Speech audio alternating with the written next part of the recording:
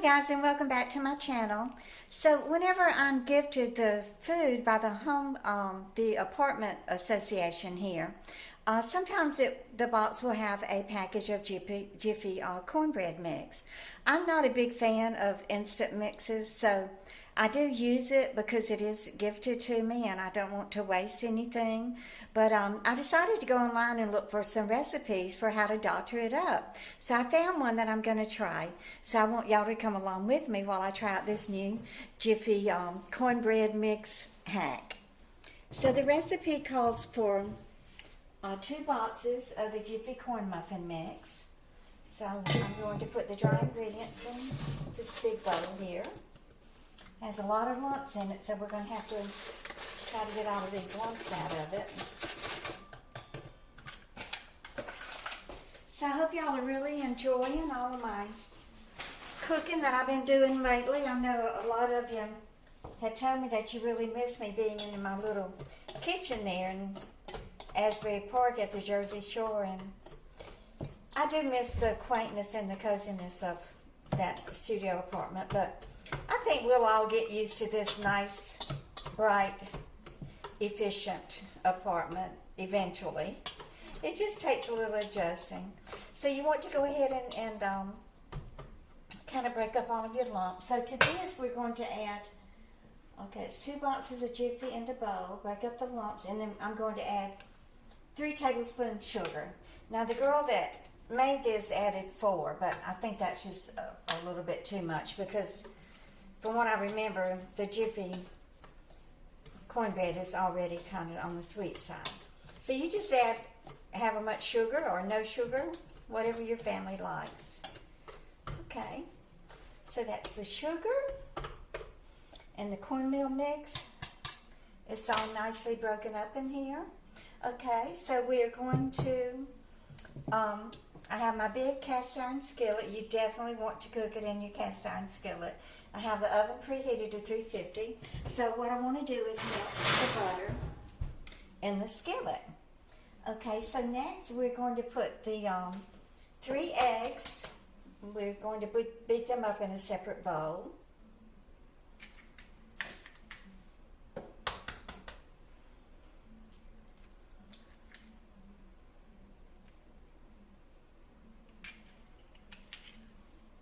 It was so cold today, 27, but then when I went outside to take the garbage out, it was, the sun was shining bright and warmly, and it's warming up nicely. Gosh, it's already up to 42.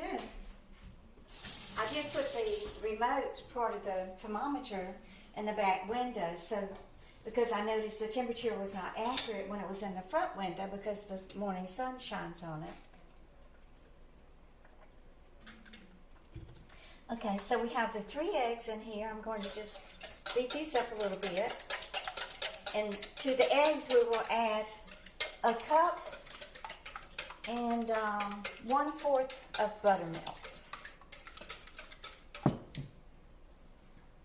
I did go buy some fresh buttermilk. Now, if you don't have buttermilk, there are instructions on the internet on how to make it out of regular milk. I think you add maybe a teaspoon of vinegar to regular milk, and that will sour it for you. Okay, so that's a cup and 1/4 of buttermilk.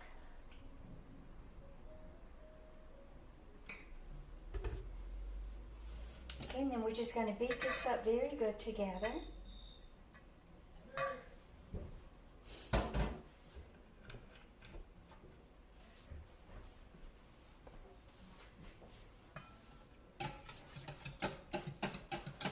That smells good. My daddy used to drink buttermilk all the time. I don't remember Mama drinking it. And Daddy was the only one in the house that drank it. And he would just walk to the refrigerator and turn up that carton of milk, buttermilk, and drink it. I just never did like the smell of it. So with me not liking the smell, I never even attempted it. But I'm real tempted to drink it now. It does smell good to me now. Okay, so it says to create a well in the dry ingredients, which I've done, and y'all know a well is just a little hole. And then we're going to slowly add the milk and egg mixture.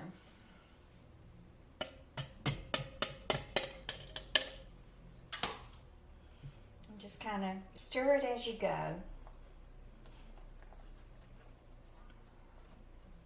So I was watching Mary over at My Simple Cottage Life, and she had a video up where they actually got snow in Texas.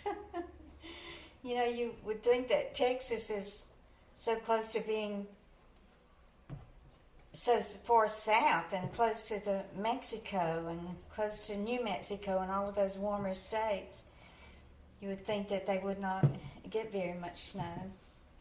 Now, when John and I lived in Freeport, Texas, I remember we got a nor'easter, I think they call it. Oh, Lordy, that thing was so cold. We went and spent the night with some friends of ours in Angleton, Texas, and Jason was a baby. He was probably... We had already moved back to Mississippi, but we went to visit these friends, and Jason was not even a year old, I don't think, and I remember having him in bed with me, trying to keep him warm, and I never been so cold in my life as I was that night in Angleton, Texas. I guess our hostess didn't give us enough blankets to cover up with. I remember I was just so cold. But I was more worried about my baby being cold, but Jason slept like a baby is supposed to, and I was the one laying there freezing all night. Okay, so we got our buttermilk and eggs, and with this mixture, we're just going to blend that very well. It looks good and smells good. Now to this, we're going to add the butter. So that's about a stick of butter, maybe a little less. I think I did take about a teaspoon off of the stick of butter. I used it for something else. So I would say about seven tablespoons of butter. Okay. So I like a little spice in mine, so I went ahead and chopped up 1/2 of a jalapeno pepper. So I'm going to add this to my mixture.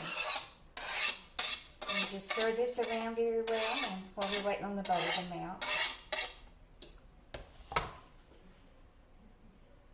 Okay, so the butter has melted. What I'm going to do is just spread some of it around on the sides of the skillet because I did not spray it with Pam or anything. I'm going to make sure my cornbread doesn't stick. The reason I'm baking it in the cast iron skillet is, well, it's a cast iron skillet. Nothing bakes better, right? Especially for bread. Okay, so we want to add the butter to our mixture here. I'm going to keep a little bit in the bottom of it, just to keep the skillet oiled. And I decided I want a little more spice than just the 1/2 of jalapeno peppers. I'm going to sprinkle in a few red pepper flakes. That will also brighten it up and give it some beautiful color. Okay, so let's just blend this very well. You don't have to beat it. It doesn't require any type of beating or anything. Just a nice little blend with the whisk. You just want to make sure you get all the lumps out because nobody wants to bite into a lump of flour and cornmeal, right? Oh, ooh, it smells good with that buttermilk in it. Okay, so I think it is nicely mixed. Make sure I don't touch that, which I have done many a time. Okay, so you just add this to your cast iron skillet. The oven is nice and hot, and then we're going to bake it probably 45 minutes, but just to be on the safe side, I'm going to set the timer for 40 minutes. Now, after you get it in your skillet, you want to make sure you get all the air bubbles out of it. That will just have it to cook evenly. Just kind of shake it.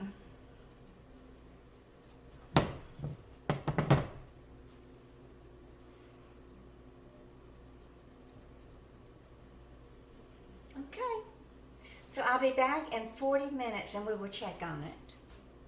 Okay, so the timer, I checked it at 40 minutes and it wasn't quite brown, so I put it in another 5 minutes. So it cooked for a total of 45 minutes, and this is how nice and brown it came out.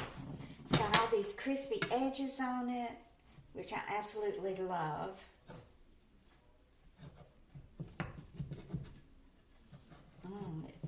It seems to be very tender. You can cut me a big piece. This is going to be my lunch today, y'all.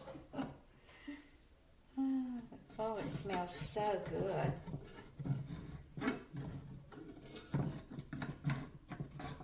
Oh, it's starting to kind of crumble. I don't know why it's crumbling. That makes it even more moist, or that shows that it's moist. Okay, so let me just slice it open here.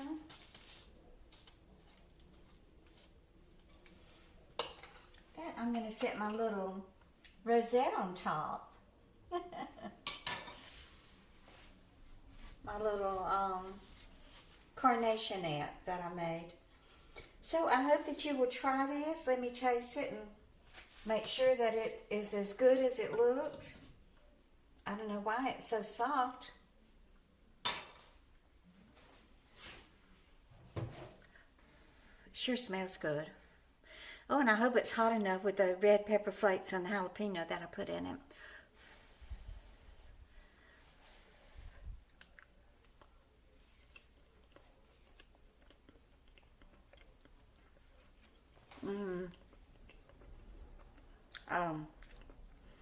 It's excellent. You would never know that it's made with Jiffy Cornbread mix.